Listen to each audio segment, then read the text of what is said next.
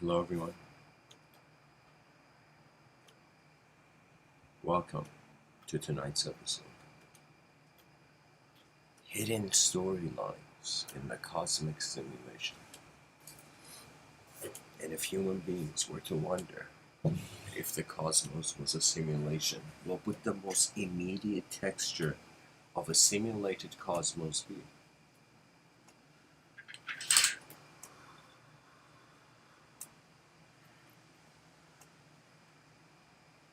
The hidden component is the unknown, or how we know the unknown. And the egoic construct has a utility in extracting stories. We are a story extracting intelligence from a realm that can endlessly be storified. That means really what knowledge is bedtime stories that were not told at bedtime.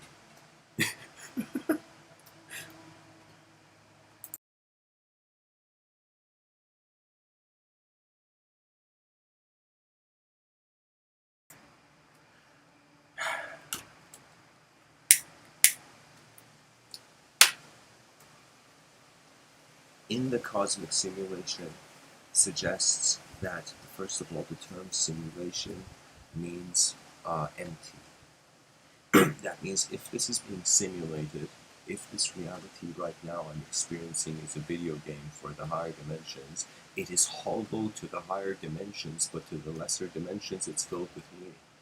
You know? Imagine someone is an expert swordsman back in the day.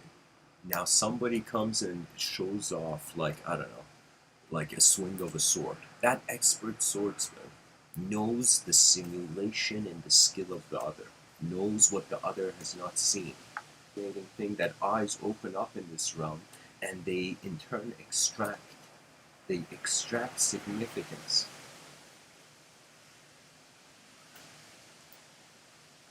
To wonder about a hidden storyline is like trying to fathom all the children that will be born, that haven't been born yet.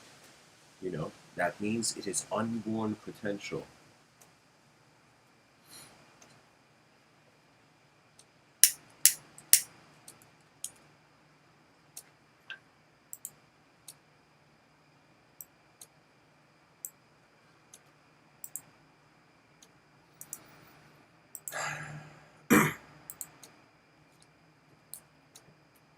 So let us begin from here. Let's put the title in a different room for a second.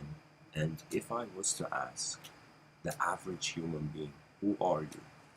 The answer, the first clue we get to our intelligence is that it's through communication.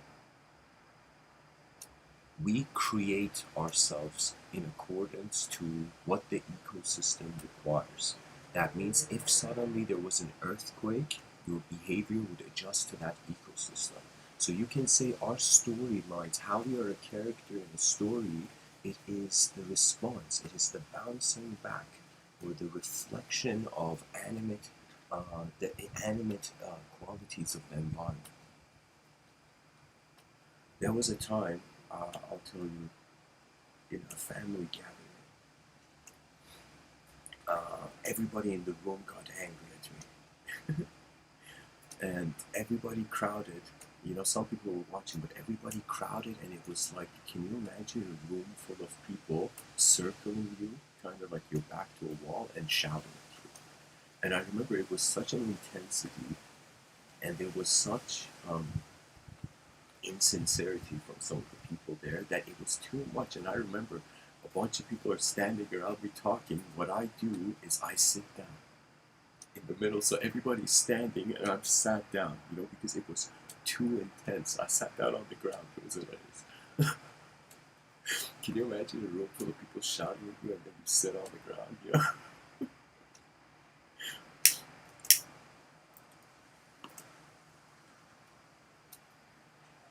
It was a change of perception, and if we treat the body, the world being the environment of the body, and the body, which is from the world, being the environment of the mind,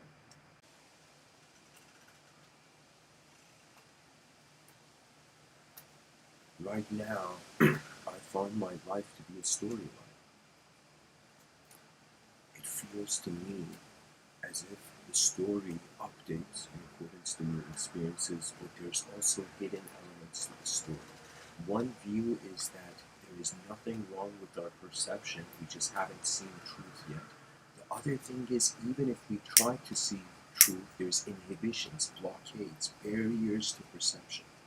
You know, the poet Rumi says, your task is not to seek love, but to get rid of all the barriers you have made against it. Your task is not to try to become, let's use instead of love, it's not to become great, it's to get rid of all the barriers against the greatness that is naturally there.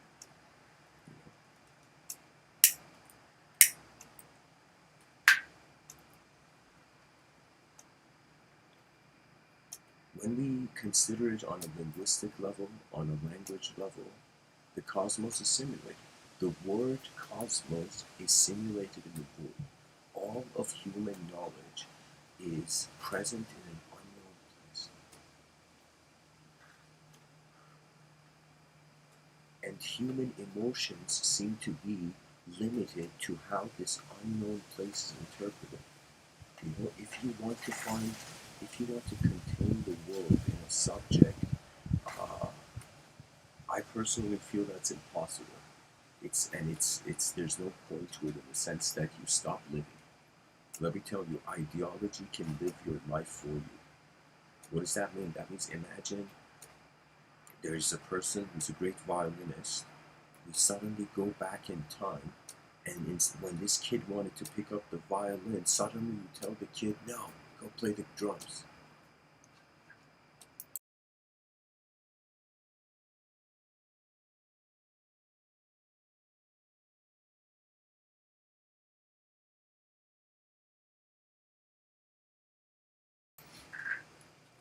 Literally, the violinist, the kid who was a great violinist, that parallel realm of being a great violinist becomes a hidden storyline, and the cosmos becomes simulated in accordance to different characteristics.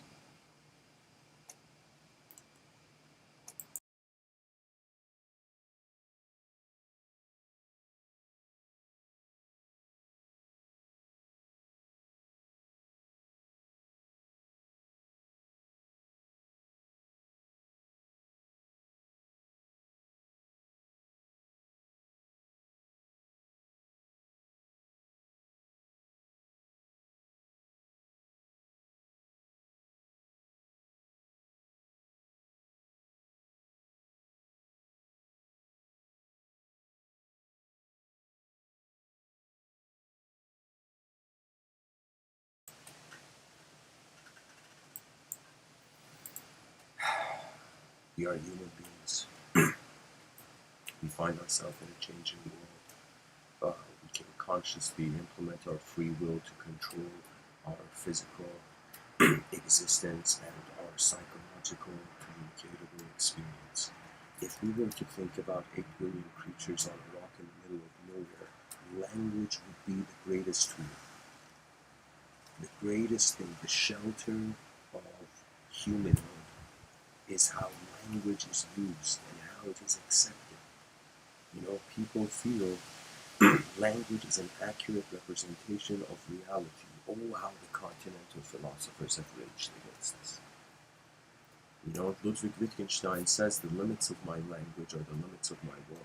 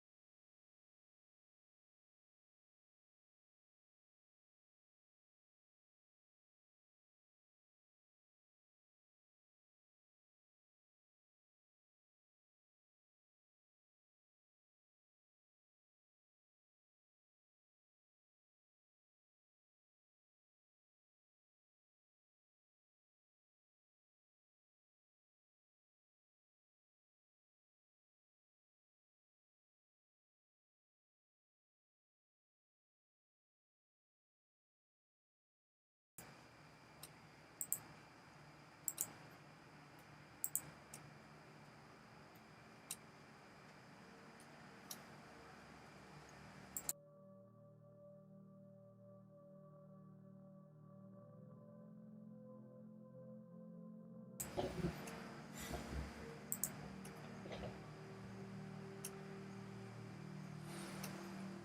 would like to say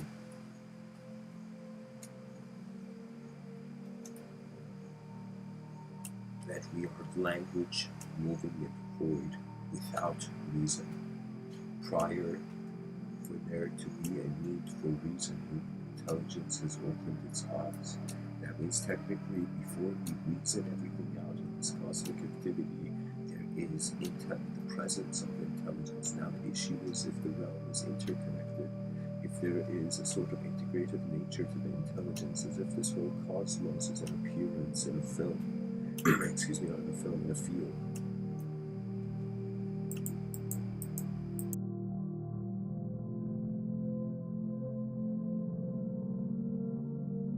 If there's an interconnectivity at work, nothing stands alone. The concept of solitude, loneliness, is meaningless. That means if energy can't be given a mask, truth never went anywhere. Truth never changed to itself. That means energy, but to the human eye, energy transforms from potential to connection.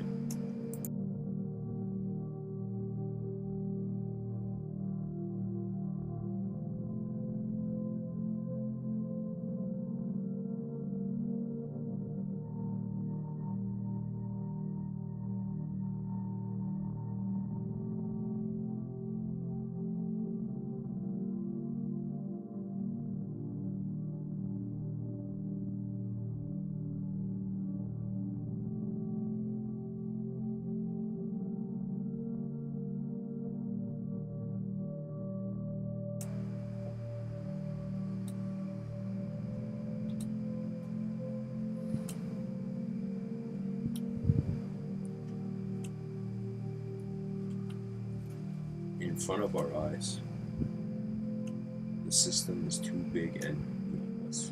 There can be either endless purposes to life or there could be no purpose at all. Behind our eyes, in accordance to how the characterization has taken place, there can be endless purpose.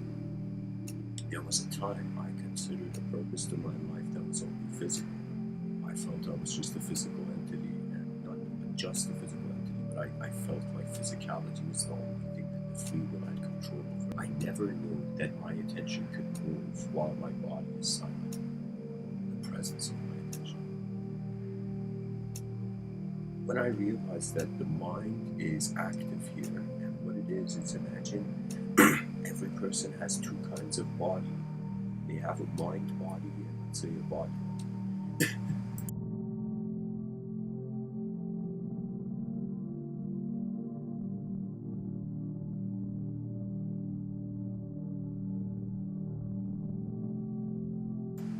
The mind body is not being used. That means imagine you were living the whole lifetime without using one of your arms or one of your legs. You know what I mean? It would be something that is always there, but you didn't use it.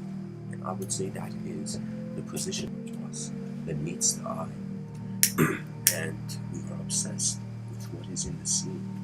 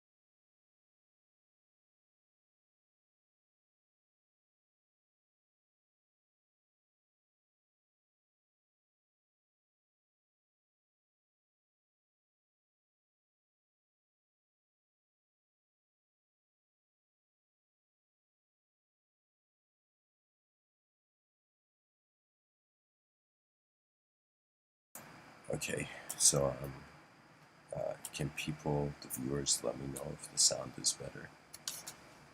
Does the sound better now?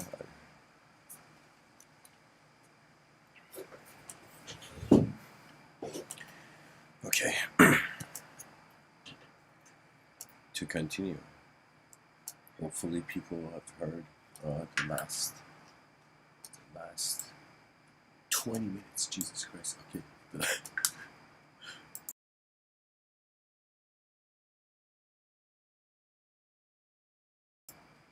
So guys, I know that this isn't like a crowd, but anybody, there's 9 people listening. I want the 8 other people to clap for Dan in the chat section. Just in your rooms, wherever you are in the world, just start clapping. So thanks for letting me know that. Anyways, is reality made of stories? Pretty much this question is the essence. We are wondering if it's an object came first or a subject. If I treat myself as an object, the subject is limited. If I treat myself as a subject, how can I just be an object? The object becomes less meaningful.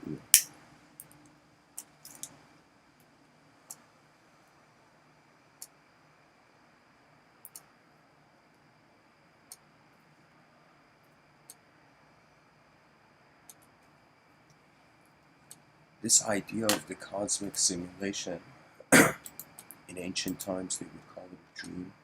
There's a quote from a man named Michael Talbot who wrote this book called The Holographic Simulation, which someone years ago told me about, but I never read the book. But I saw the author's interview, a live interview of the author on YouTube talking about it. There was a quote though. Michael Talbot says, "We are not born into the world. We are born into something that we make into the world." I would say that the subject is something we are making in the world, but the world is, in some sense,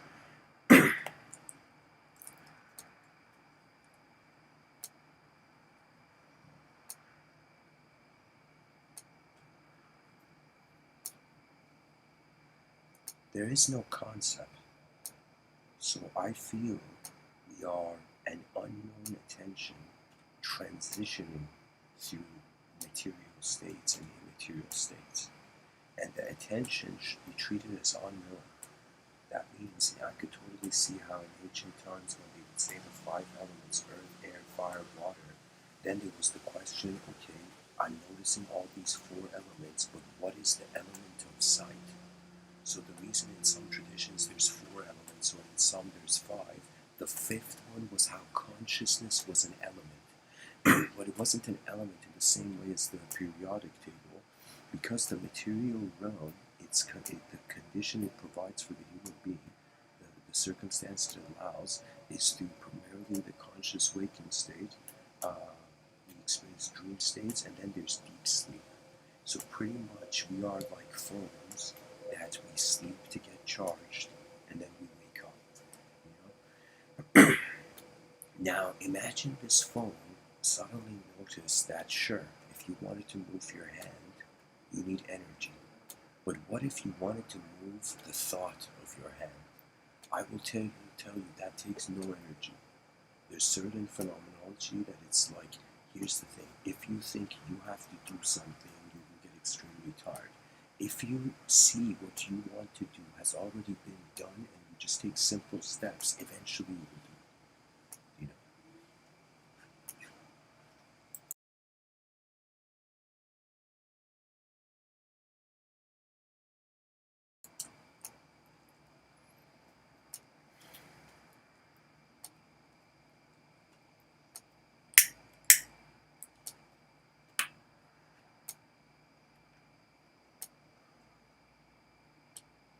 Michael Talbot says the electrons in a carbon atom in the human brain are connected to the subatomic particles that comprise every salmon that swims, every heart that beats, and every star that shimmers in the sky. Everything interpenetrates everything, and although human nature may seek to categorize and pigeonhole and subdivide the various phenomena of the universe, all apportionments are of necessity artificial, and all of nature is ultimately a seamless web.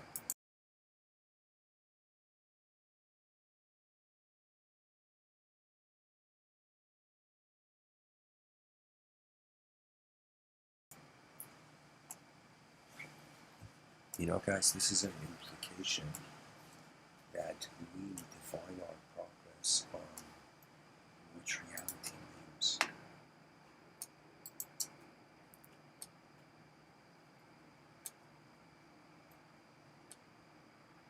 But if the system we use to extract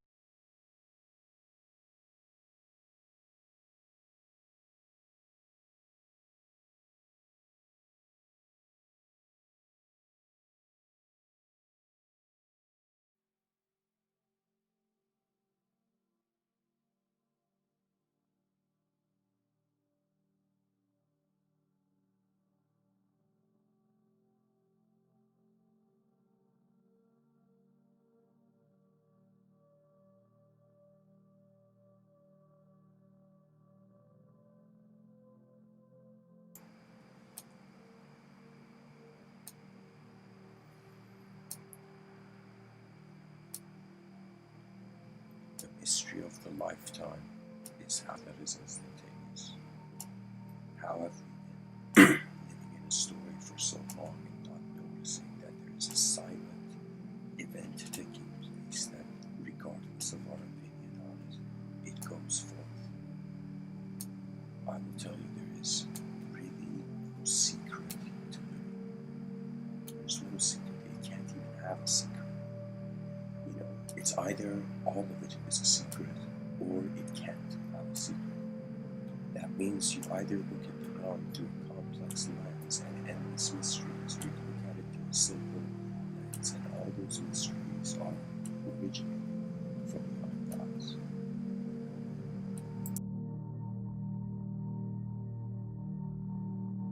You know, it's like consciousness is a sun in an inner universe, in the inner verse.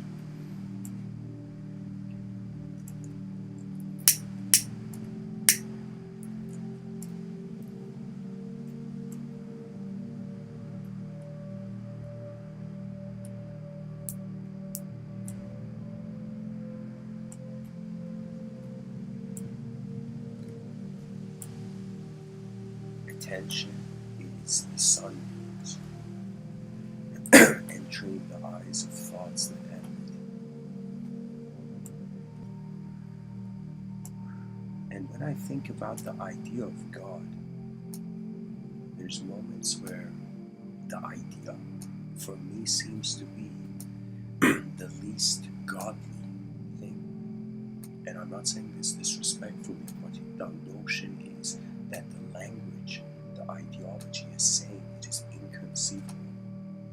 That means I don't know how many people have thought about life from a theological angle, where it's as if, okay, if such a story has been set into motion, the truth that is moving the whole system is in the whole system. So technically, we thinking we are separate from the universal activity is how the forbidden fruit was bitten. What it means is we are inconceivable in all religious, I will tell you, ideology. People can ask it anybody, monotheistic traditions, people from there. The soul, I have asked religious communities, if the living experience is undermined by the language, then the experience is not there, it's not the focus. That means, imagine the truth was like you got a hug someone you love. Imagine that was truth. Now some people are believing, they are already hugging truth, and they're not doing it, they're just standing. They're like, yeah, I'm hugging truth right now. You know? But it would be a situation where some people, they don't have an opinion on truth because they have already hugged it. They have already noticed the energetic chaos underneath the thin ice of language. It is an energetic inconceivability. So think of it this way. If you zoom in to the self,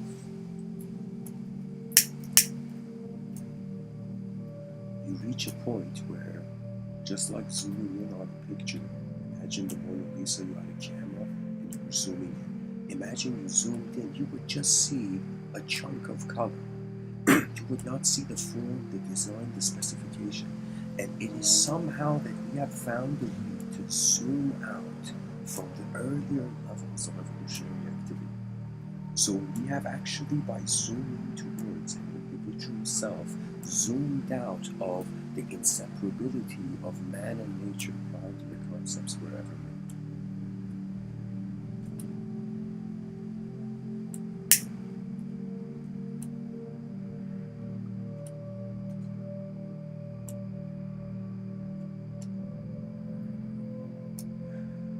I once said in a talk, fear kills a man before he is lived. That if you are afraid, you are dead already.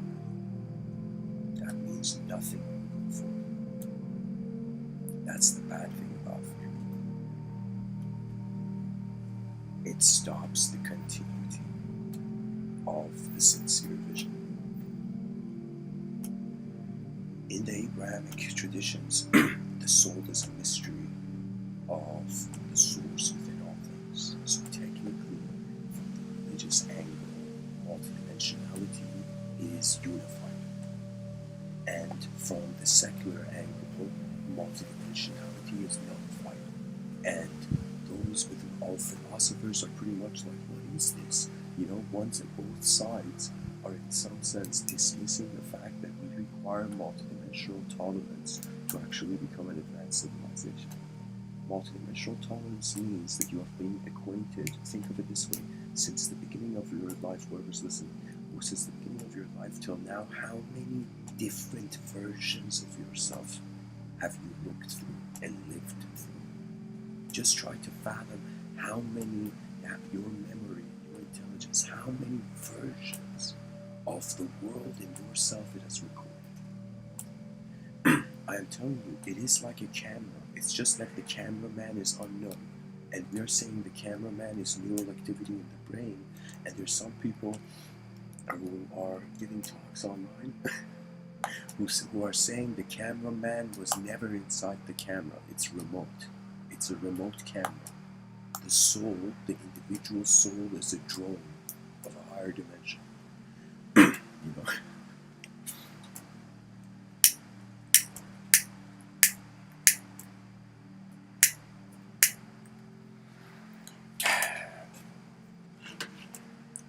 Guys, I gotta go find the Phoenix. I'll be back soon.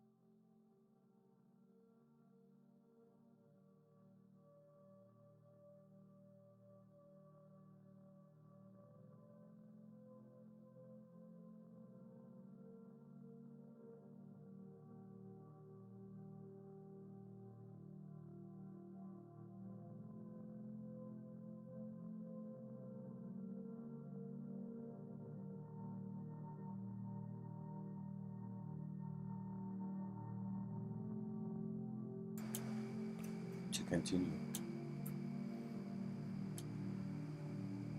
Is the world made of atoms? Is the world made of stories?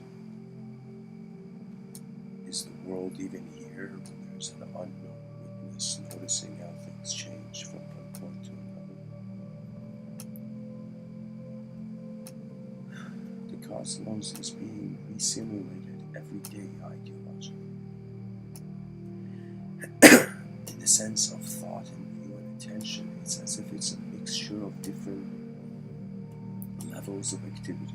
As if, like, imagine someone running, and someone at the same time who's running is thinking about sitting down. Imagine you're someone who's thinking that you're seated on a chair in your inner realms, but in the outer realms you're running. That person has on one level, or let's say in your inner realms. Okay, I'll give you an example. Imagine you're on a bicycle in your outer realms, and in your inner realms you're going at a very fast speed on the bicycle, and you're trying to fathom in your inner realms how it would be if you ran at the same speed as the bicycle. You're trying to visualize to see if you ran at the same speed as the bicycle. Kind of like a Kevin Hart ostrich situation.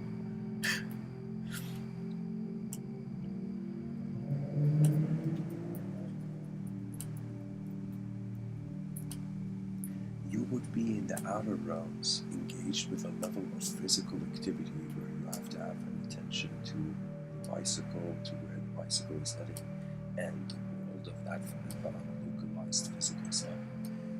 And then you also have to think about the inner realms and that level of activity. Now check this out. This person, imagine you're on the bicycle again. You're visualizing yourself running beside the bicycle as you're riding the bicycle. Now imagine you stop riding the bicycle, but your inner realm visualization keeps running. And you begin visualizing yourself. The bicycle has stopped, but you're in your inner realms, you ran towards that in the street. So it means there is in one dimension a sort of density or texture to activity, and then in other subtler ways there's also activity. You know? This is one of the great philosophical mysteries. Does the person generate thought, or do we receive thoughts? Does the person have control over thought, or do they have only control over associating with the thought or not? The thought, like weather, comes and goes. Which is it?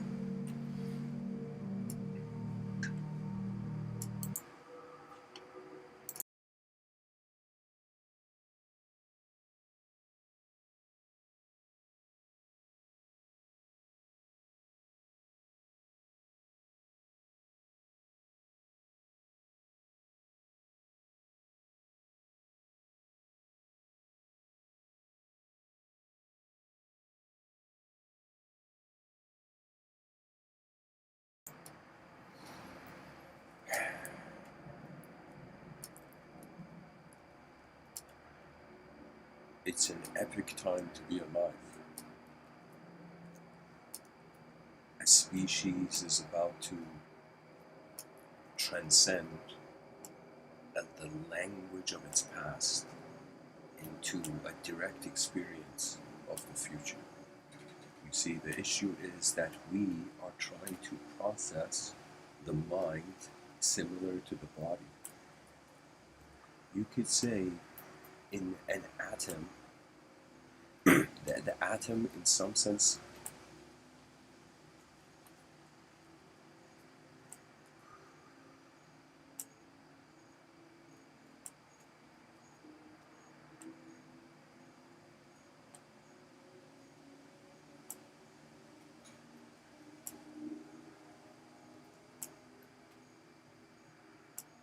the atom is also a subject. Pretty much its geometrical shapes subjectified.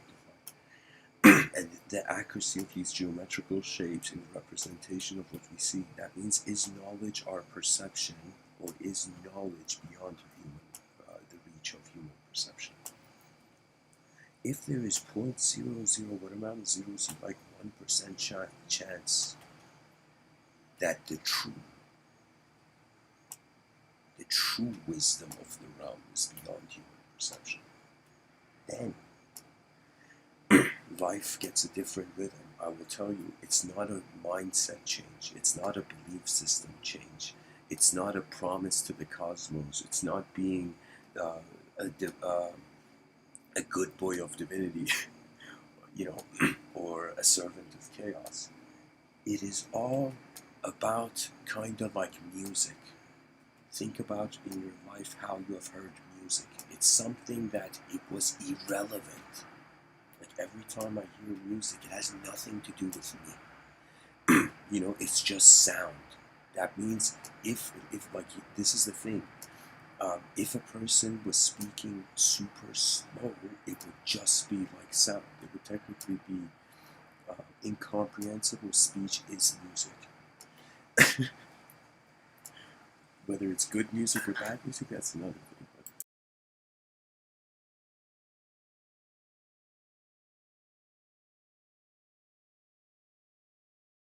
That means check it out. If I say, let's say, like,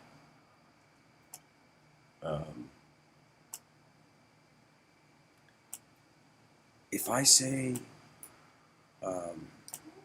hi, you know, if I just make a sound, just not as a word, I could make the sound, hi, then I can say the word hi, like hello, hi, then a person can even amplify this. Imagine it was hi, hi, hi, hi, hi.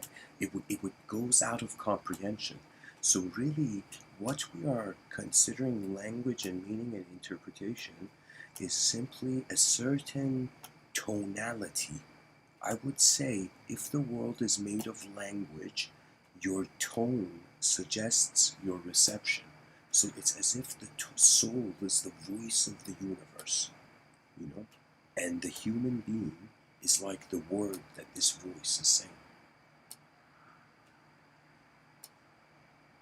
And to this word, just like a word is made of different letters, we have seen the constitution of our layered realm. There's so much to this life that is unknown. Too early the species has settled into certainty, and I will tell you, this is what the streets like. I don't know.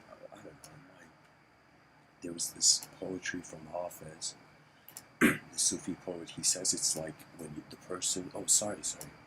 Yeah, it was Hafez. Frederick Nietzsche said something similar. I'll tell you both. Hafez, the Sufi, was a poet from 700 years ago or something. He says it's as if like a philosopher in the middle of the night is realizing something true about the nature of reality, getting the lantern and running out in the streets back in the day and shouting, you know, as if there's another light behind the eyes other than what's held as a lantern. The other story was actually how the German philosopher Friedrich Nietzsche,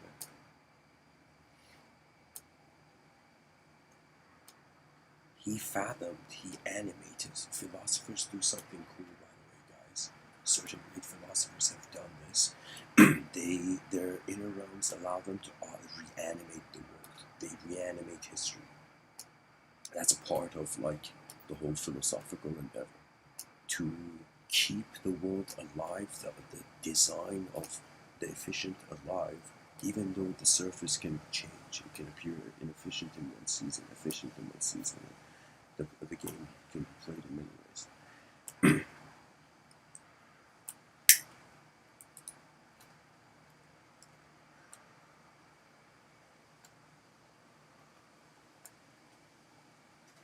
And in religious thought, and not just limited to religious thought, monotheistic religions and polytheistic religions as well. And I remember I read something online. It was this person that wrote this epic thesis, and the person had made a discrimination between monotheistic religions and polytheistic religions, that in the monotheistic religion, everything is God, S. Everything is God's. God owns everything in the monotheistic tradition, Abrahamic religions. But in the polytheistic traditions, everything is God's. So you see, it's only a comma difference between monotheism and polytheism. you know? So, in both polytheistic traditions and monotheistic traditions, the moment there was a superior archetype that transcended the human form, part of the dialogue and communication of the individual in the lesser dimension to the considered higher dimensional entity or deity was to, in some sense, sacrifice, not that it's called, it was an egoic sacrifice. Egoic. That means the idea of the individual had something had to happen to that before the nature of the reality had to be seen. And when I say the idea, it's not a physical thing. What does that mean? That means a person could be sad and you can give them a bouquet of flowers and they'll be like, what is this? These flowers, I hate these flowers. You give them a bouquet of flowers and they only see the thorns, you know? So what does that mean? That means the inner realm sometimes needs an inner solution. That means some problems in life, yes, they're from the outer realms. You can't do much. At best, you soldier through or serve the realm. But in the inner realms, certain problems are self-fathomed. That means they have been inputted by the invisible into the visible. And some things, they are from the visible influencing the visible. So I'm saying that in religious thought, there is this notion of submission of the I thought, and as the I thought submits to the truth, there was never a human being. That means think about end of days, the idea of the apocalypse, and think as if every person got judged, every living creature from the Abrahamic context, religious context, got judged, and they went to heaven, hell, whatever, and it was done. What after? What after everything is known? I will say, man, the species has noticed an unknown. We have known gods, and we have unknown gods. We can say this is a parallel reflection of how we have a known self and an unknown self, for that unknown self to even have a superiority. In Vedic thought, the notion of deities went very supreme, where it was very abstract, where it was as if higher dimensional beings live in emotions. Live in emotions. What does that mean? That means a group of angry people, or sorry, not angry people, a group of people having desire or greed. It was as if the moment those people were desirous or greedy in a certain, with a sort of subconscious hatred, Kali would appear. So what it is our states of mind are evoking what is authorized to occur in the realm. That means for the first time, we have to be conscious that we are communicating with a living universe. If you can open that gift, then you can travel back in time, and before you ever needed to subscribe to any of these talks, you would already be where now, where you are now.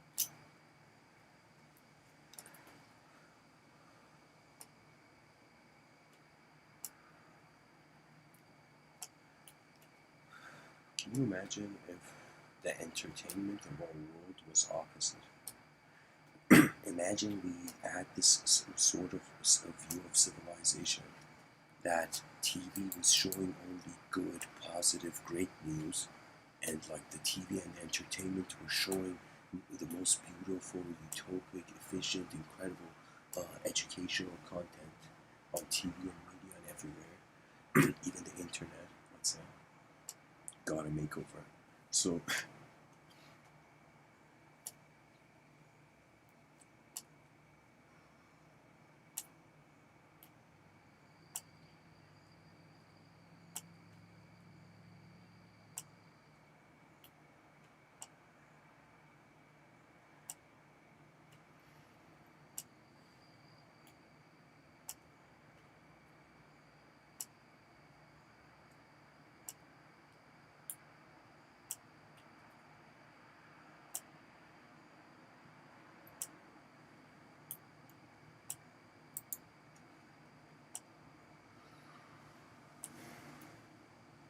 what can I say?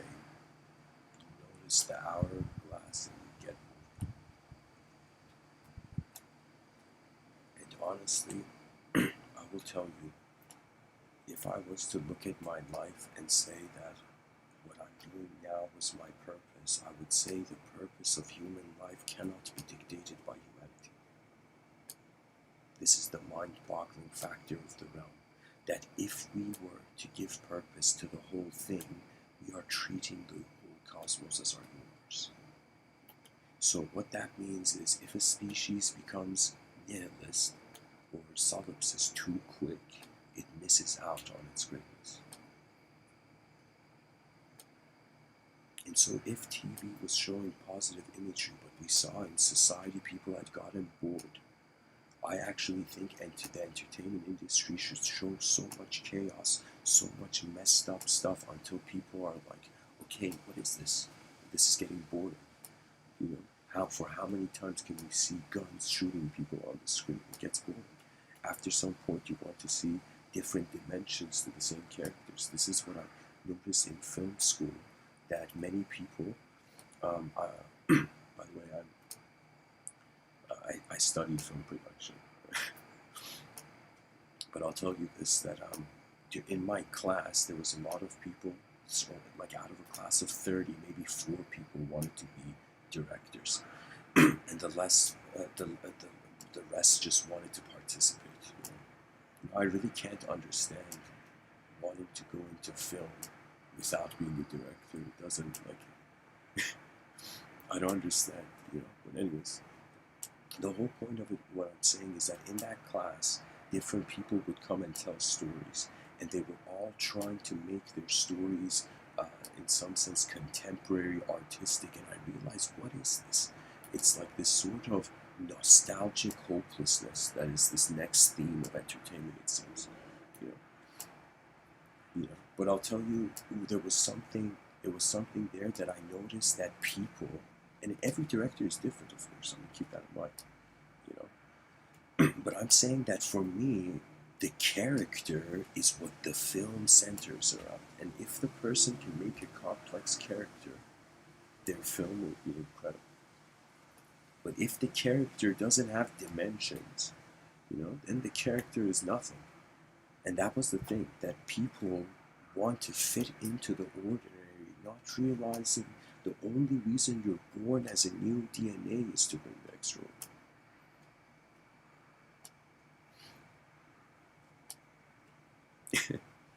I had made this film called Clone Kid, guys. Like, I had set up everything for it right before the shooting date. It was coronavirus happened, you know.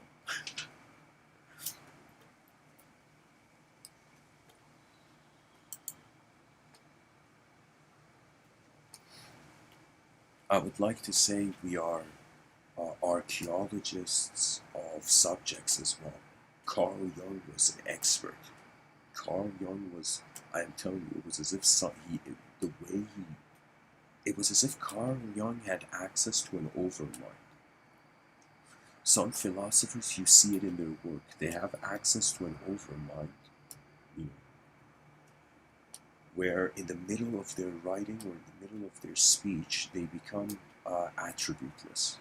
In Sufi's poetry, Attar's poetry, Rumi's poetry, Sadi's poetry, and endless other mystical hymns, that's what you find, that the subject becomes the absolute prior to the subject and object being a relationship. If the absolute is here first, you can absolutely do anything. So it's in some sense saying, first bring peace to your inner realms, then seek peace to your outer realms.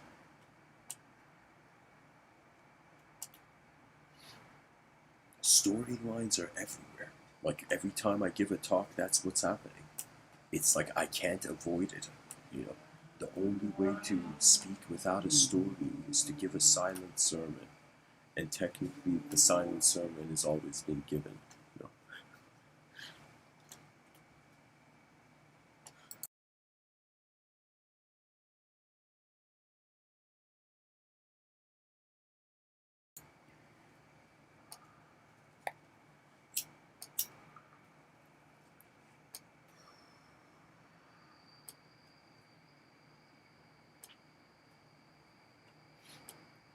Imagine somebody told you you had 100 years to see how far your species can go. What would you do? What would you do? I would say people, and I want to first speak to the laziest people on the road. I feel they have the greatest potential. And I will tell you, the whole point is, if the person tries it out for one day, just live for yourself. Only yourself. Be the most selfish person you ever know for one day. Try it out. Okay? And you see the karmic feedback. And then one day, be the most selfless person. Literally want nothing from the world. Literally be eyes that open and saw. And then eyes that close. So, as far as I'm concerned, all of suffering is considered to have meaning in a blink of an eye.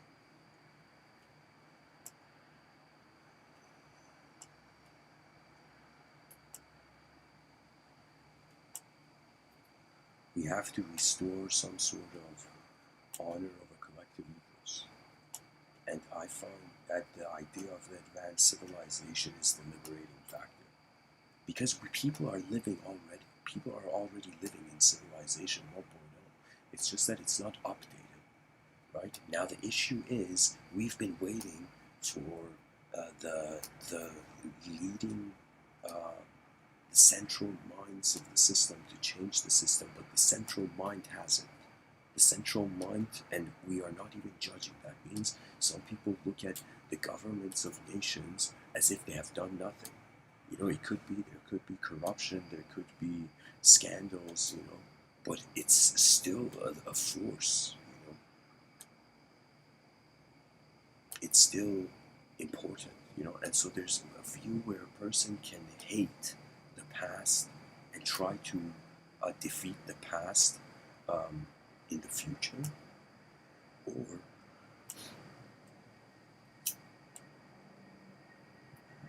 the human being forgives the world that doesn't know better. That's it. There is no logic to a violence against a system of governance. Back in the day, yeah, even currently, it's not everything is perfect, but I'm just saying you cannot ever help someone by breaking them. That means imagine you weren't good at drawing, and there came a great artist, and this artist actually was a good person and wanted to inspire you to be a great artist, but this artist came up to you and said, "You're useless, you're nonsense, you can't even hold a pencil, go get out of here, you don't deserve to draw." And that great artist is trying to make the person realize their own value, but is doing it in an inefficient way. The greater artist would come and say, "How do you know you can't draw?" That means, imagine people, when the government of nations did something wrong, people were like, "Okay, how could you do it?" You see, neutrality in a world that is endlessly being torn apart between chaos and order sometimes is wisdom. Sometimes the person who has no opinion in a room filled with opinions is the wisest. But I'm just saying that if we want to break something, what's the point of wanting to fix it? You can't break something and then feel like that's fixing it, During the French Revolution, they had a reason to be violent towards systematic control. But now we have minds. Like, we're not, you know what I mean? Back in the day, the French king was just eating and people were getting starved. Now, people have a system where it's not just total starvation, mass starvation. It's mass starvation with certain opportunities, that you can get out of starvation. This still is not an efficient system. What we have to do is we have to have people of nations make a stoic decision on leadership, which has to do with character formation. That means every person who speaks, every person who moves is literally information as them relocating to itself.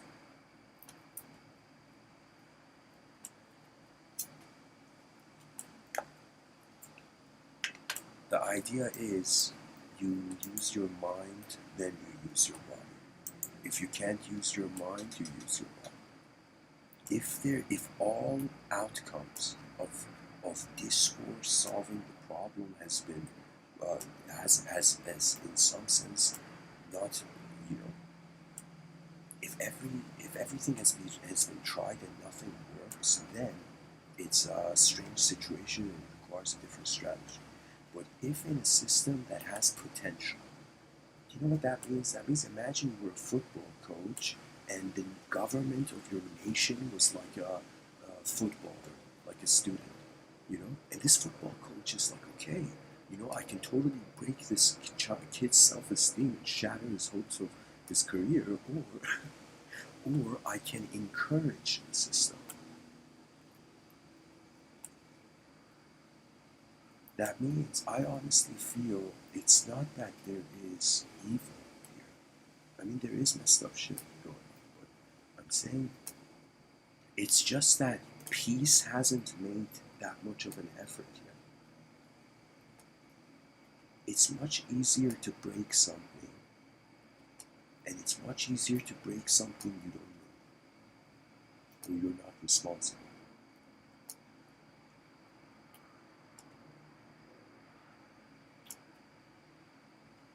But if you want to be responsible for something, you don't think about breaking it.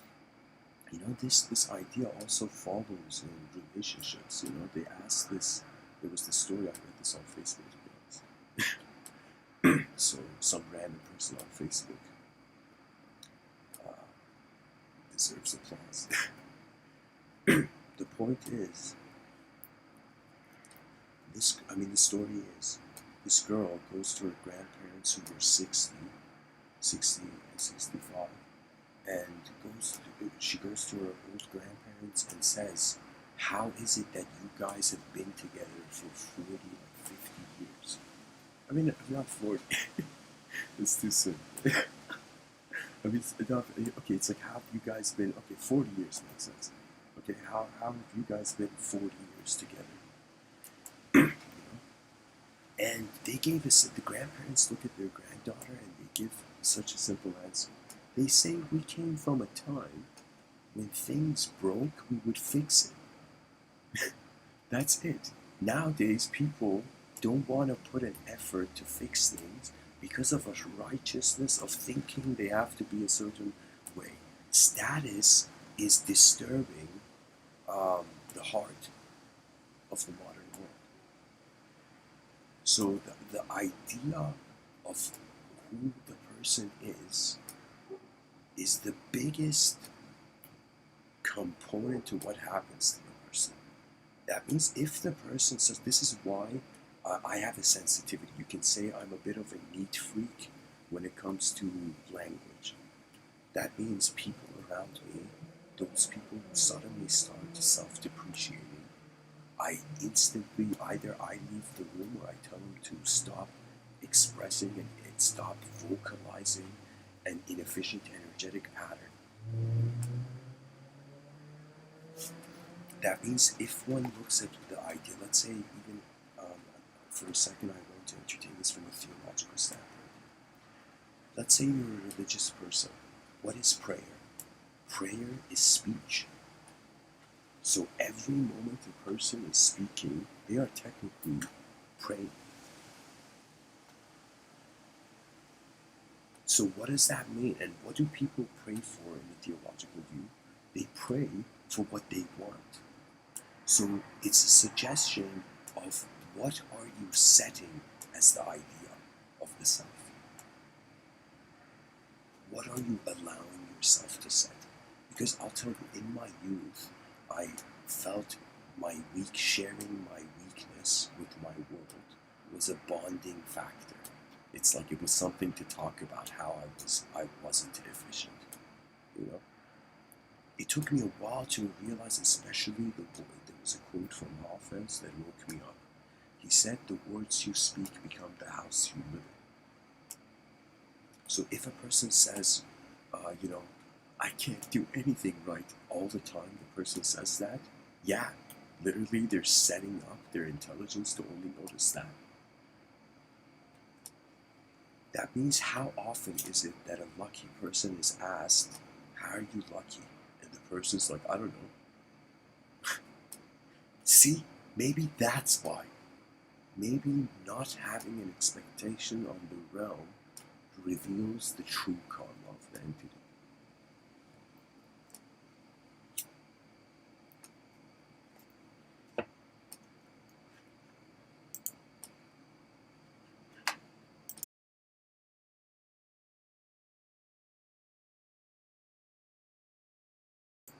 So, welcome guys to the chat section. Feel free to ask questions. For me, it's honestly super odd how little questions are asked. But anyways, it's reality. Reality, one side of the coin is atomic, on the other side of the coin is a story. Our free will controls a certain range of the atomic through characterhood and storification. So what people really is their suffering is the story they have told themselves, or the story that has come from their outer realms that they were probably young and emotionally accepted before being able to bring reason. Because a person can have emotions, and that emotion can bypass reason. I'll give you an example. Imagine you're a young child, and you know your father told you to work hard.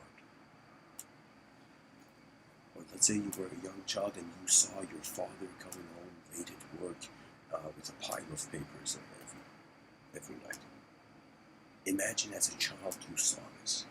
So then the child, that concept, has an emotional allegiance to the rawness of the simple soul, how it saw the complex. So the eyes, the emotions are how the mind believes. Thoughts, beliefs, I would say, thoughts are how the body believes. You know?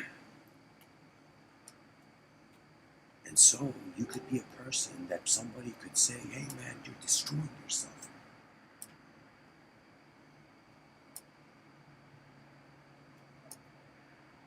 Because that is the outcome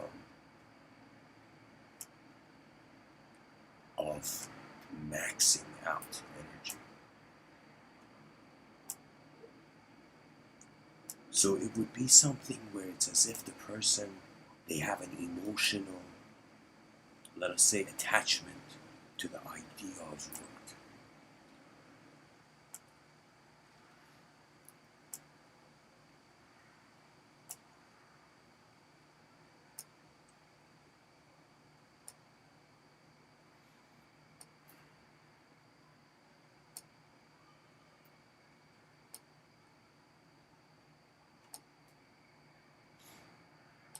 They will reason, but what can they do with that emotion? So, anyways, guys, I need to relocate. I'll be back in a couple minutes. Treat this as an intermission.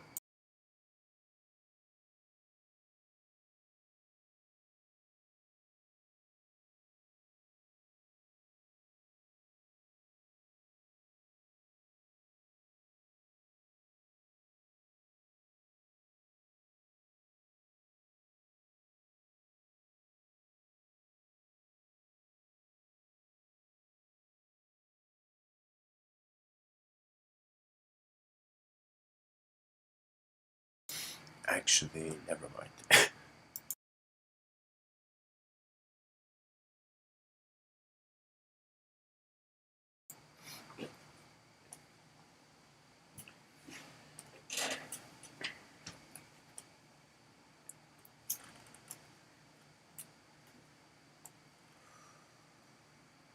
I'll speak a bit more before I relocate.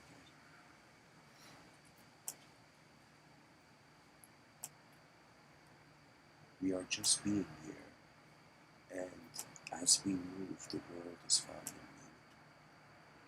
can treat it materialistically as if it's one picture and our movement makes it into a film, or we can treat it immaterialistically. It is a film, and what we consider to be materialistic truth is a snapshot, is a frame of this hidden film that is this cosmic activity. That means the question comes, are we inside a universe? Are we the actual universe? Or are we outside of the universe, and could it be the multidimensional birthright of the conscious to remember their source? The sort of poetically, it is your eternal birthright to remember your eternity.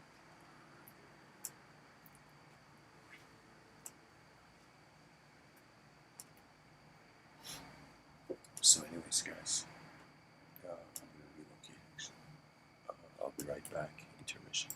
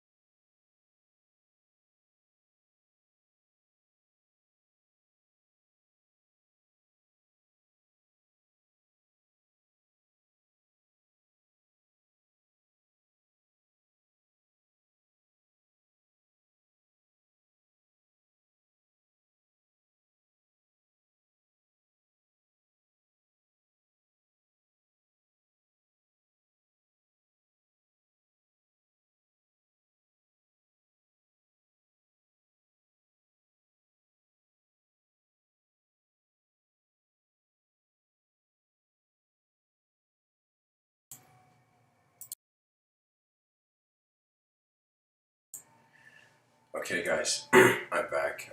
Thanks for waiting.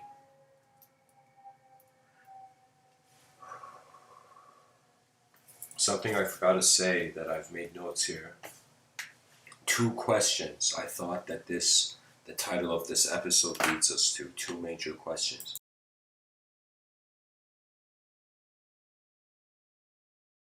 I feel each of these questions can be a talk on their own. But here I would say the first question is, what do we do with the known time given to us, or what is in the known time? And what do we do with the unknown time given to us? That means we are in front of our eyes an object. I'm going to keep going back to this. In front of our eyes, we're an object.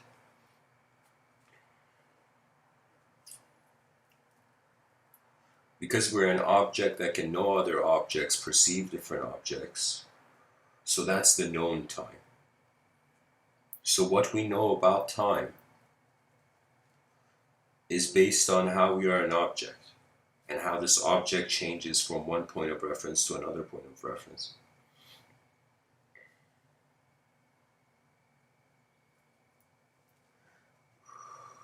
And so how we are a subject is where, what do we do with the unknown time? So that means, what do we do with the concept of time? And what do we do with what we see as the change of the object in time?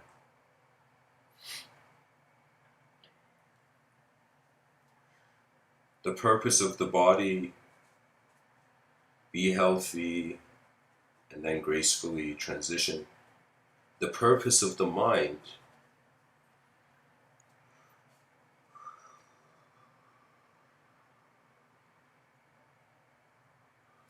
is to pilot consciously plus universal memory or more.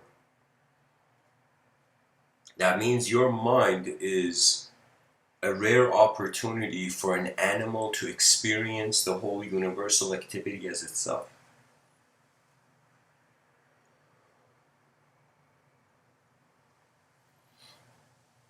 Every DNA is like its own Rubik's Cube. The conscious free will, the conscious viewer has to find a way to solve it.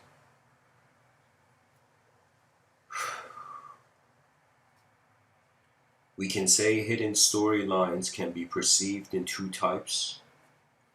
There is hidden storylines that have nothing to do with unhidden storylines, stories that are visible. Or you can have hidden storylines that are extensions. They're like the branch of the tree. So I could say, all right, I'm a known being, I'm an individual, this is my name, this is my face, my shape, all of this, and I'm kind of existing in the linguistic simulation of the idea of a civilization. And this is unhidden to me, I know this. So now, if I was to ask who is, or where does the storyline, where does the known, the unhidden storyline go? The unhidden, the unhidden storyline, or let's say it like this, the known storyline is inside, like a concentric circle, inside an unknown storyline. And the unknown storyline is not a story. That's the whole point of it.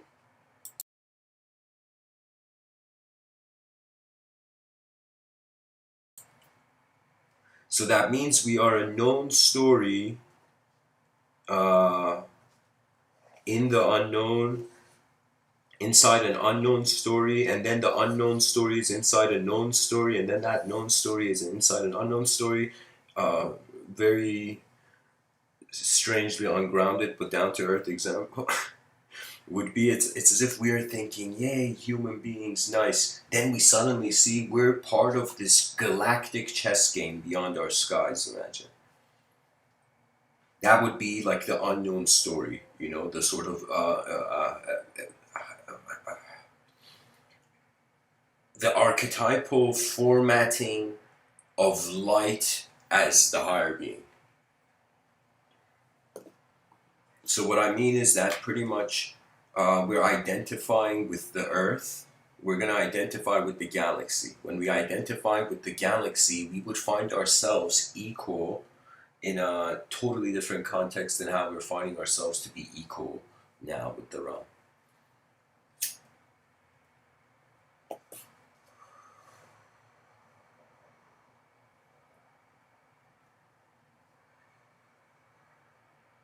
And then that galactic story is, imagine it's in the story or imagination of some unfathomable gods or something. As Vedic thought seems to suggest, in Vedic thought, the idea, Krishna, I don't know what the exact date is, but I don't know why I remember this number, but it's like 54 million years of human life equals 3 nights of Krishna sleeping, or I don't know if it was, I think it's Vishnu sleeping. But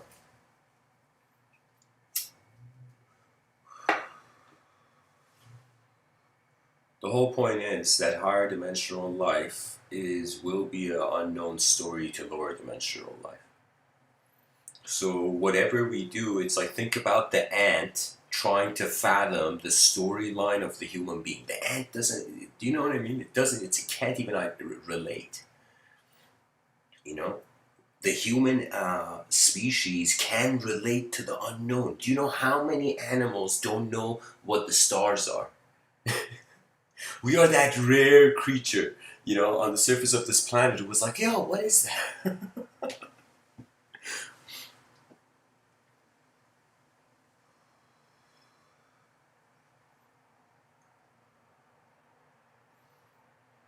I feel there should first be an advanced civilization should begin the foundation of its aim through nature.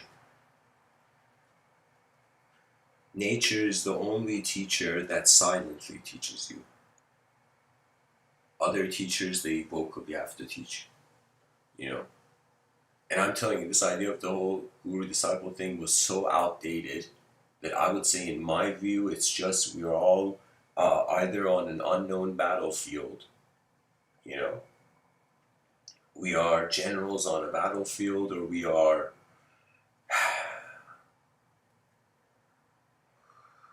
pilots. For me, the pilot is the most spiritual archetype. I don't even say spiritual, I would say it is, to me, the ultimate archetype. I feel the pilot, if any person treats their moment like a pilot, that means your attention is piloting through existence experientially. And if you realize you're the pilot, you can not just exert control in the moment, but you can, you see, a surfer is not dominating the ocean wave. Do you know what I mean? It's a sort of symbiosis, but with animate phenomena, with inanimate phenomena.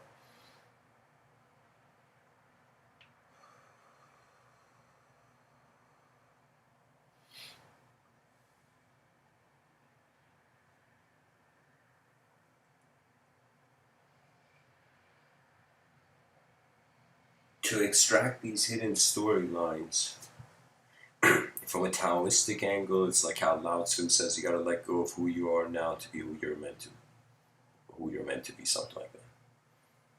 So that means we cannot find the new if we are trying to just keep the past alive.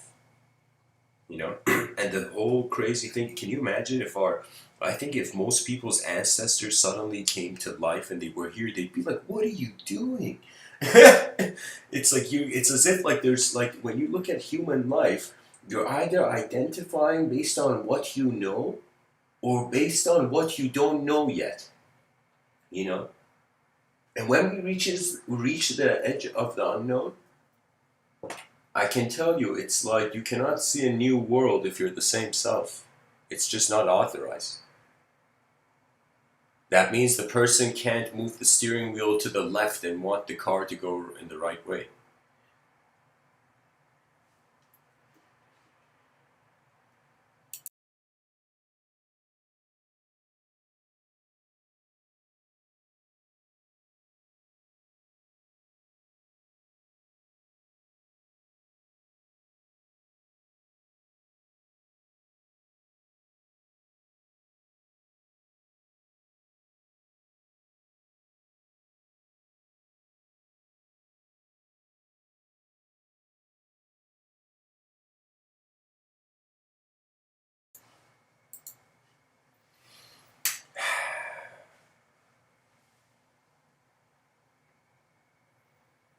What do we do with an unknown universe? We stare it in the face. What do we do with a known universe? We celebrate it. We should celebrate our victories against the unknown. Imagine I talked about it in one talk, celebration cultures will happen. That means it's as if like when 8 billion, what happens when 8 billion creatures on a rock, 8 billion human beings on a rock got bored? A rock in the middle of nowhere get bored, what happens?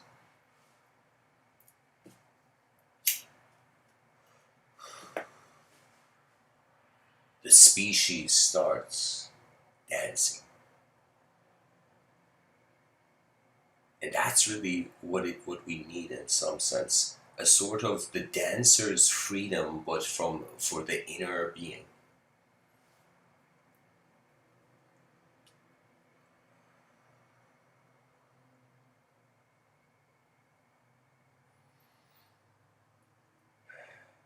If you could close your eyes and begin to see this moment that you're in, and begin to see that, like a film, it can be rewinded and it can be forwarded at any speed. With the same instantaneity, somebody can visualize like an apple pie floating in the room. With that same instantaneity, you can allow something based on the real to get animate movement. What that means is, I'll give you an example. I'm holding a coffee cup in my hand. Okay, so this coffee cup, it's like in reality, yeah, coffee cup is here. It's real. Now I close my eyes and I'm still visualizing this coffee cup, just the coffee cup, though hovering in just pitch black abyss. Just the coffee cup. Do you know? Now, as that coffee cup is an accurate representation of reality, it has journeyed from the inner realm experience, has journeyed from the outer realms to the inner realms.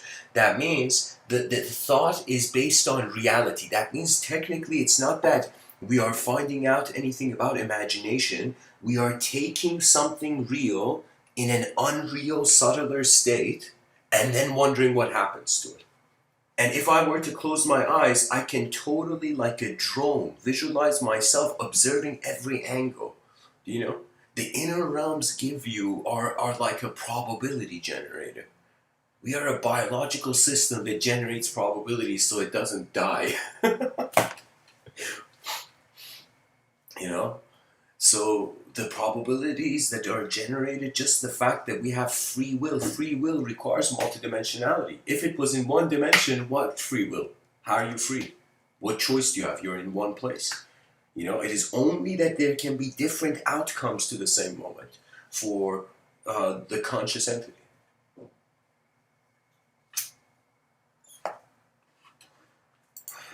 Guys, the chat section is too quiet. It's freaking me out,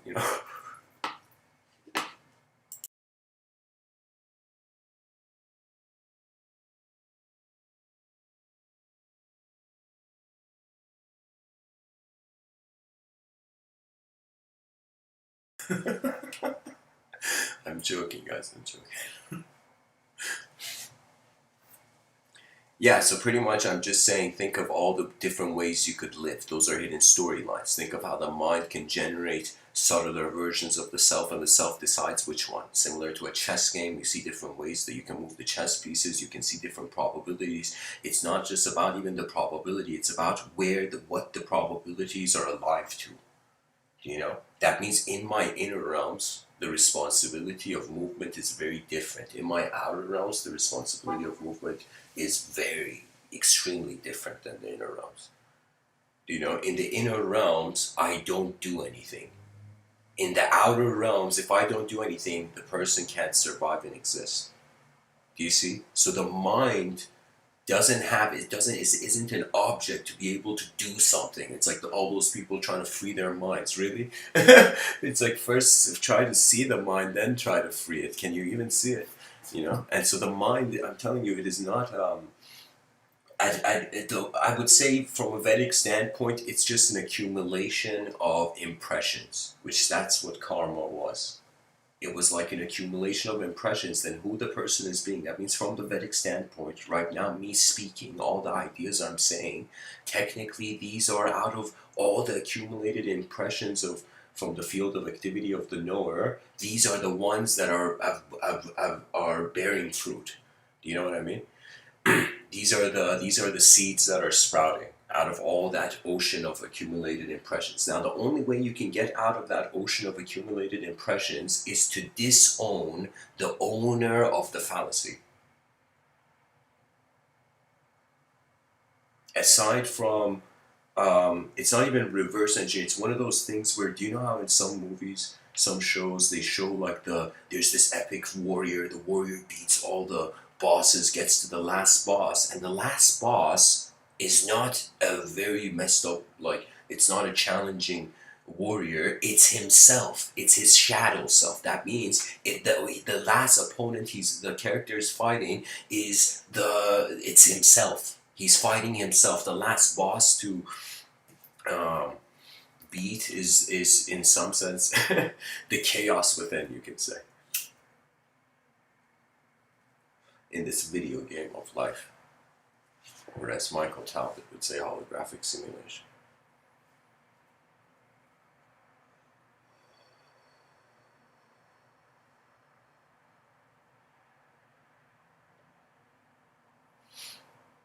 I treat my own existence personally in the same way I would see a bird flying in the sky, or like wind hitting trees, like the leaves of a tree all moving at the same time. For me, it's like it's just something that's naturally here. Like whatever opinion you have on it, it is here. You know, when it comes to biological existence. But conscious existence, in regards to what could consciousness be, that is it right now a character speaking to you, or is it the setting that is speaking to you? And for us to discriminate between this, because language was based on the singular dimension, based on a sort of duality. Beyond duality, there's no language. There isn't language in the same way. You can say all languages they require duality. You know why? Because if it was just one thing, it would have nothing to do. So I would say the first image is all of knowledge, technically, in that moment.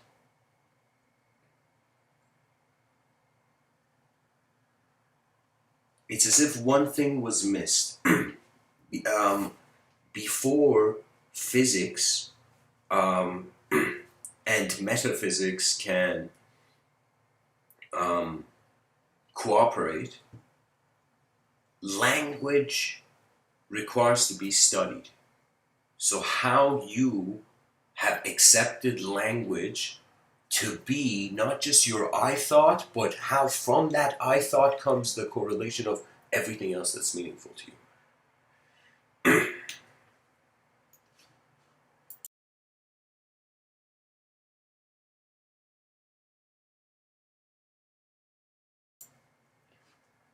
I don't know why, guys, but I feel like going into a cold tunnel of Gandhi.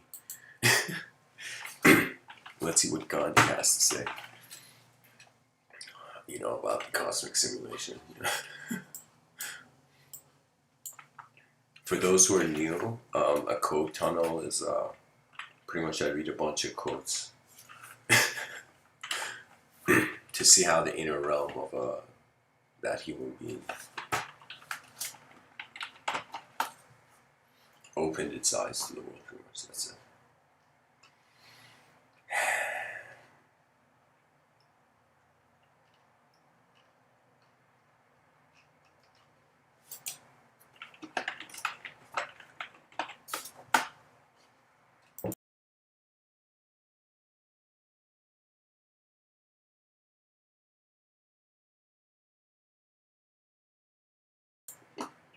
Mahatma Gandhi says happiness is when what you think, what you say, and what you do are in harmony. Mahatma Gandhi says you must be the change you wish to see in the world. Yeah, guys, it's like the birds and squirrels are not going to bring that change. Only Mahatma Gandhi says an eye for an eye only ends up making the whole world blind. Mahatma Gandhi says all the religions of the world, while they may differ in other respects, unitedly proclaim that nothing lives in this world but truth. Mahatma Gandhi says there is a sufficiency in the world for man's need, but not for man's greed. Mahatma Gandhi says, I object to violence because when it appears to do good, the good is only temporary. The evil it does is permanent.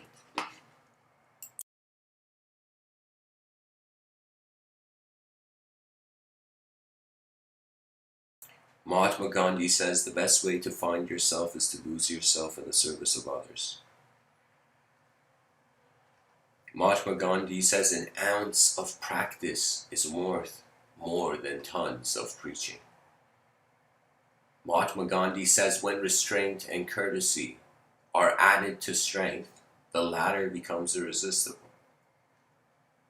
Mahatma Gandhi says anger is the enemy of nonviolence, and pride is a monster that swallows it up.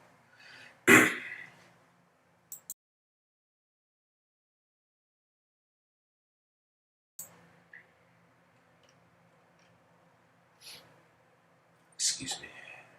Gandhi says satisfaction lies in the effort, not in the attainment. Full effort is full victory. Mahatma Gandhi. An error does not become truth by reason of multiplied propagation, nor does truth become error because nobody sees it. Mahatma Gandhi says the real ornament of woman is her character, her purity. Mahatma Gandhi says man is supposed to be the maker of his destiny. It is only partly true. He can make his destiny only in so far as he is allowed by the great power. Mahatma Gandhi said a small body of determined spirits fired by an unquenchable faith in their mission can alter the course of history.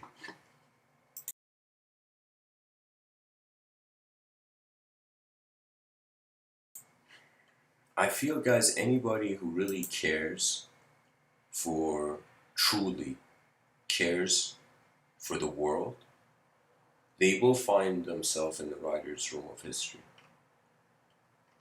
Mahatma Gandhi says there is a higher court than courts of justice, and that is the court of conscience. It supersedes all other courts. Wow. That means our humanhood is a law that we cannot avoid.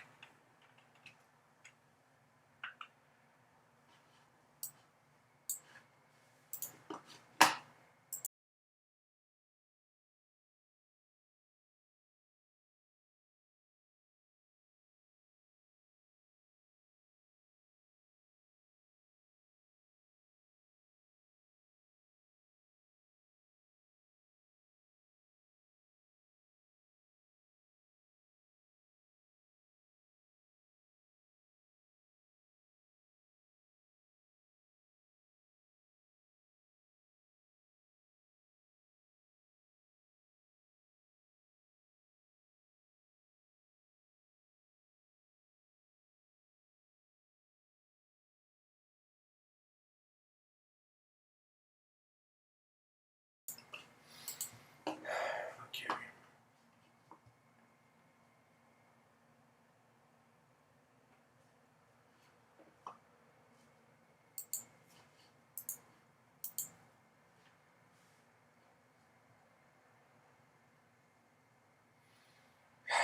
Hang on, guys, I'm finding these pictures to share.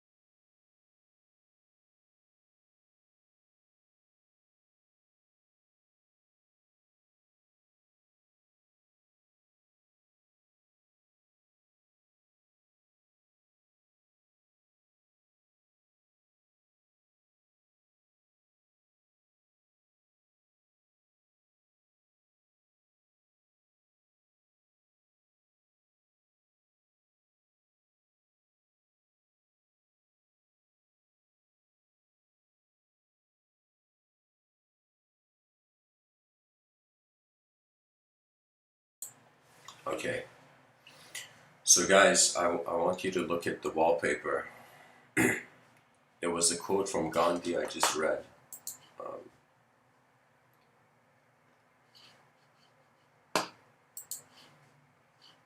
where he says, there is a higher court than courts of justice, and that is the court of conscience. It supersedes all other courts.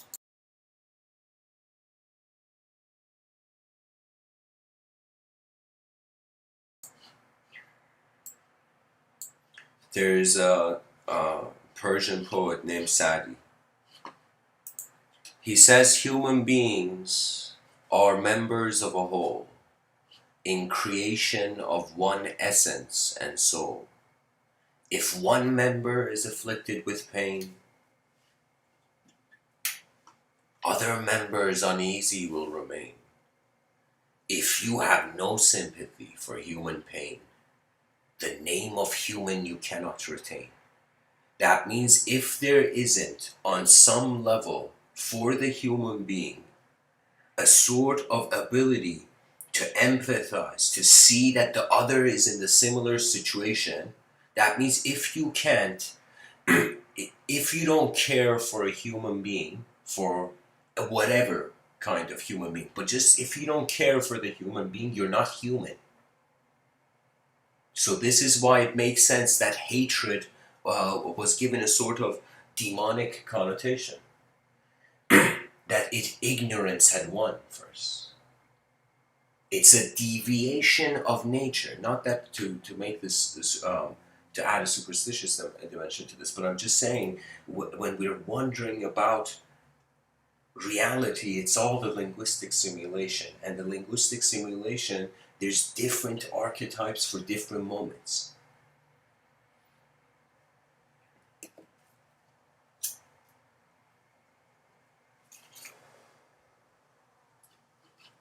Gandhi says, my uniform experience has convinced me that there's no other God than truth.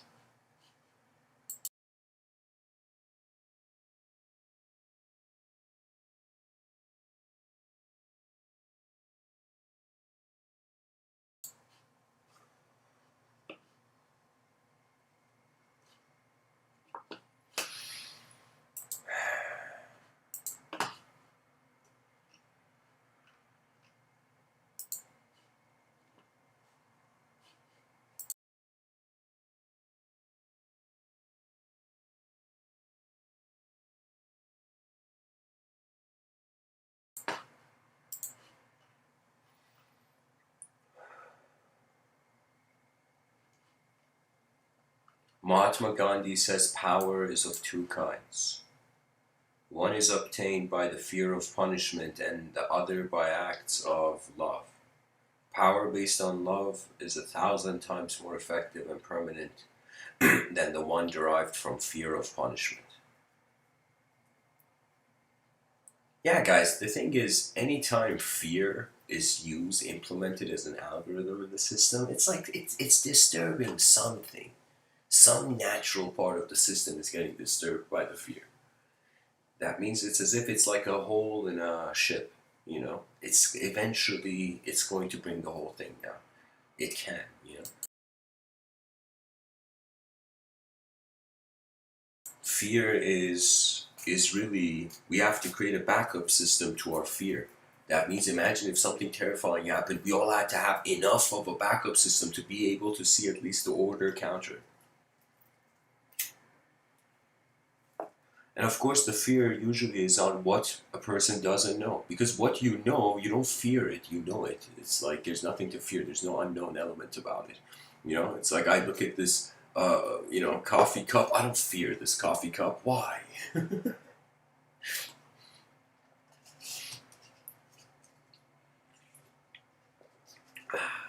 Because I know it. So what enters the kingdom of the known is not to be feared, it's to be studied, really. That's it. That means this is something probably, people haven't heard, but study your fear. Like literally, you go buy a notebook and study it. Take notes, take notes. It's like, okay, I went to this moment. I experienced this level of fear. Until one sees we don't have time for fear. The temporary must march toward efficiency. Really, success in this modern world is efficient vision, and plus a sort of sincerity and decency along the way. Mahatma Gandhi says, "Where there is love, there is life." Um,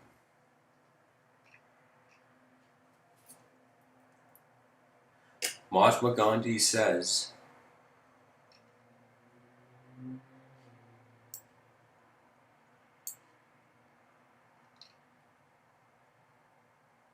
"We may never be strong enough to be entirely nonviolent in thought, word, and deed, but we must keep nonviolence as our goal and make strong progress towards it." And guys, pretty much Gandhi is saying, like, how else? How else can we have peace? It's like the animalistic savagery has to decline, or has to be declined.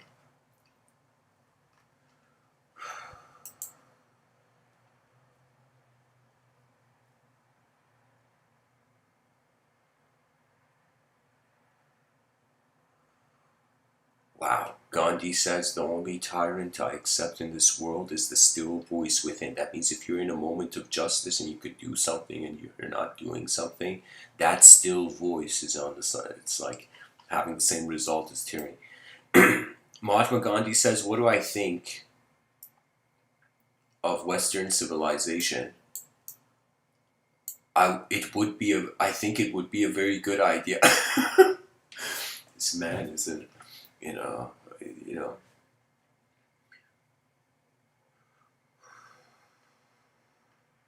Gandhi says culture of the mind must be subservient to the heart. Mahatma Gandhi says interdependence is and ought to be as much the ideal of man as self-sufficiency. Man is a social being. Oh my god, this next quote is epic, guys. Mahatma Gandhi says, "Those who know how to think need no teachers." Yeah, because everything is there. It's like, what is there to teach? You're in an unknown world. We've explored it this far.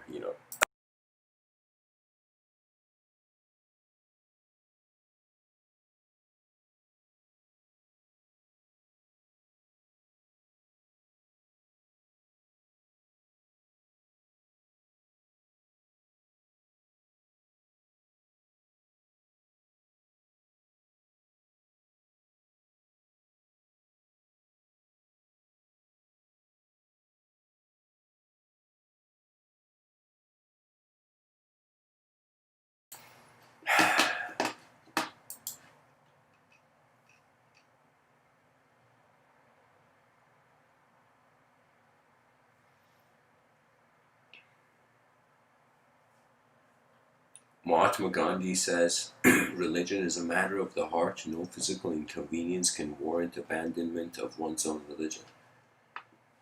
Yeah, it's a non-physical relationship with the realm. Pretty much, guys, the linguistic simulation is deep.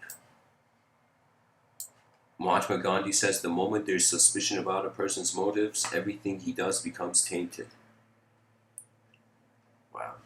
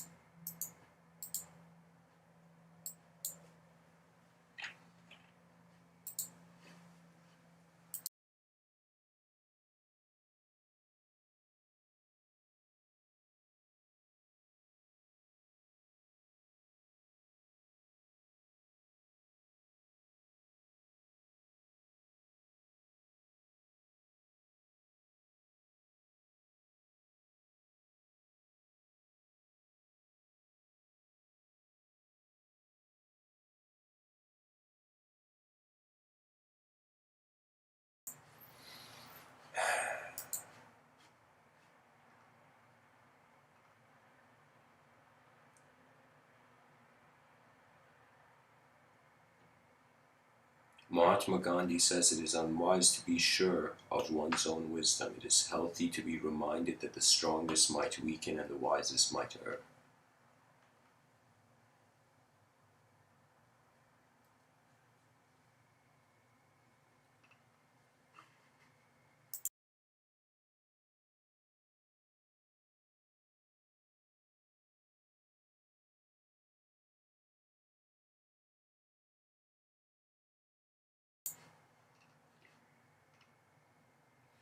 Mahatma Gandhi says intolerance is itself a form of violence and an obstacle to the growth of a true democratic spirit.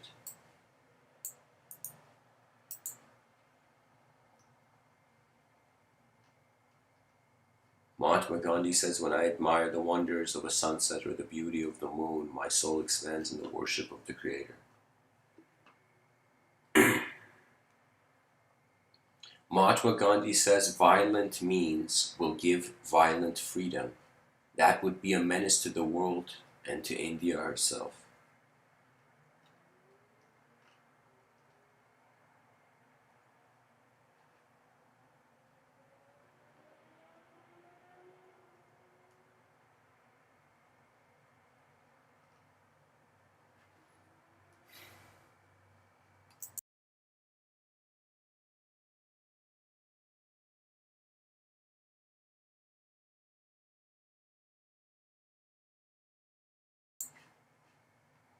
Mahatma Gandhi says, it has always been a mystery to me how men can feel themselves honored by the humiliation of their fellow beings.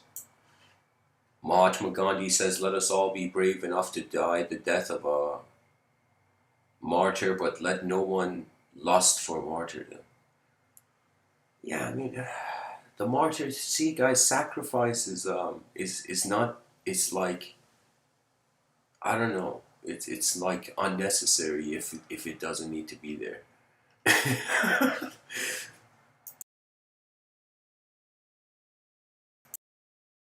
I'm not saying in regards to, for example, sacrificing an I thought for the experience of a new moment. I'm not saying it in that sense. I'm saying it like just it's like um, efficiency um, can get away from with the best result. Something like that. Mahatma Gandhi says spiritual relationship is far more precious than physical. Physical relationship divorced from spiritual is body without soul. Mahatma Gandhi says if cooperation is a duty, I hold that non-cooperation also under certain conditions is equally a duty. Mahatma Gandhi says if patience is worth anything, it must endure to the end of time, and a living faith will last in the midst of the blackest storm. Mahatma Gandhi says a principle is the expression of perfection, and as imperfect beings like us, excuse me, and as imperfect beings like us cannot practice perfection, every moment, oh my God, we devise every moment limits of its compromise in practice. Oh yeah, we devise every moment's limits of its compromise in practice. I don't know. Yeah, that means if we want something perfect because we're imperfect beings, I mean, it's endless evolution in that sense. Mahatma Gandhi says, though we may know him by 1,000 names, he's one and the same to us all. Gandhi says,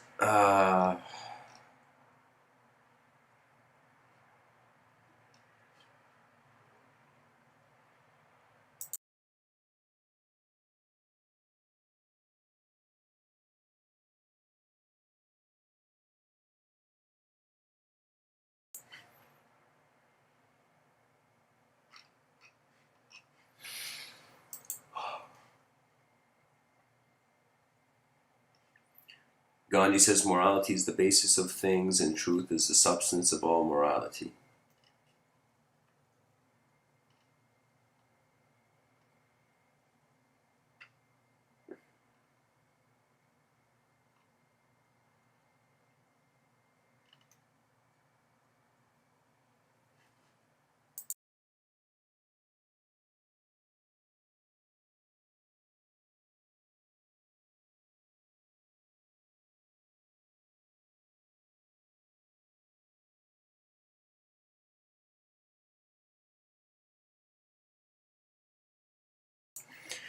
And guys, I'll end off with this. Actually, two quotes. Actually, three. Gandhi says the main purpose of life is to live rightly, think rightly, act rightly. The soul must languish when we give all our thought to the body. Mahatma Gandhi says man's nature is not essentially evil. Brute nature has been known to yield to the influence of love. You must never despair of human nature. And finally, the last quote, the last, or actually, sorry, one more. Gandhi says freedom is never dear at any price. It is the breath of life. What would a man not pay for living? Mahatma Gandhi says providence has its appointed hour for everything. We cannot command results, we can only strive.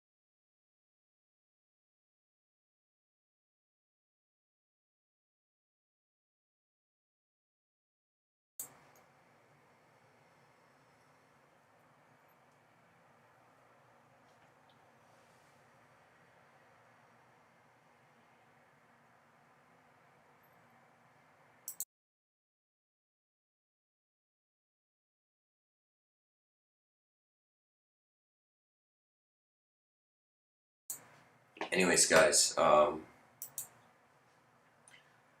pretty much said what I wanted to for this episode. I would say that really we are a character in a story.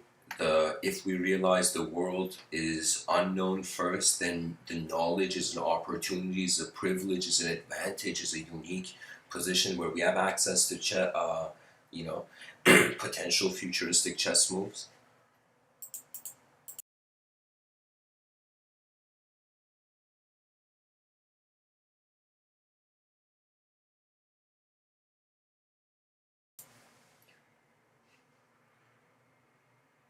While our eyes are open, let us wonder who the seer is.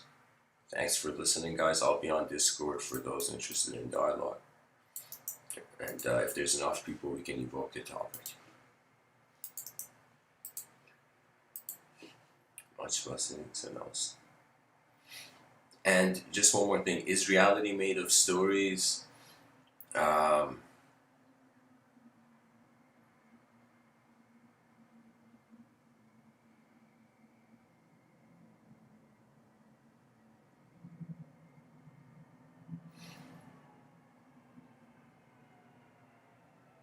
because it is, and we're aware it is. It never can. It never can be made of stories because we're aware it is a story. There is an additional viewing dimension, observing unknown observing dimension. So, anyways, guys, thanks for listening. Much blessings.